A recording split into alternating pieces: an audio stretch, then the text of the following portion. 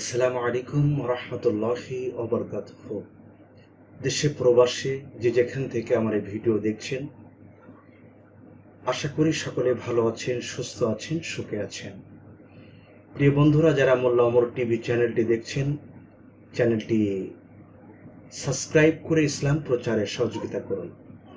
বন্ধুরা, আজকে আমরা জেনে নিব মাওলানা মিজানুর রহমান আজহারীর মুখ থেকে আল্লাহ রসুলের একটা ধাঁধা, যা শুনলে আপনি অবাক হয়ে যাবেন।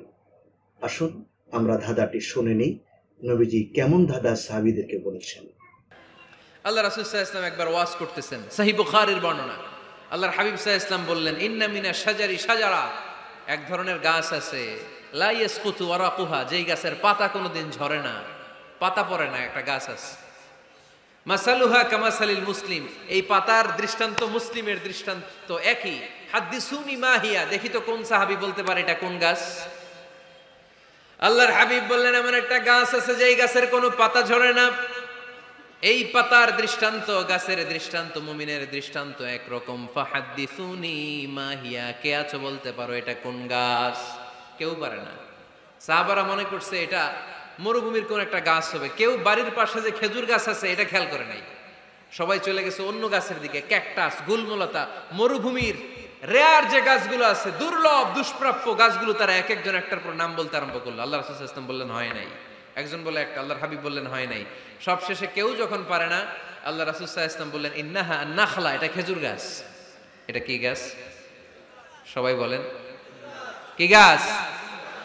খেজুর গাছ। কেউ পারে নাই। ওয়াজ শেষ, নসিহত শেষ, সবাই বাড়ি ফিরে যাচ্ছে। সাইয়েদনা ওমর ফারুক রাদিয়াল্লাহু তাআলা আনহু, উনি ওনার ছেলে আব্দুল্লাহ ইবনে ওমরকে নিয়ে যাচ্ছে।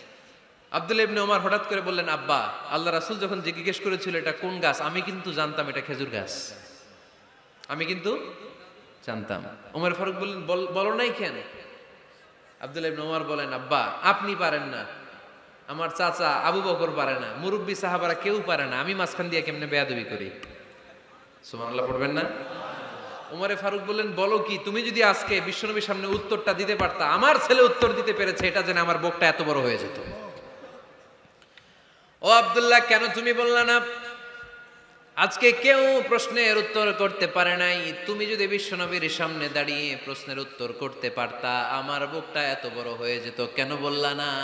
তুমি বললে আমি বড্ড খুশি হয়ে যেতাম। সুবহানাল্লাহ পড়েন।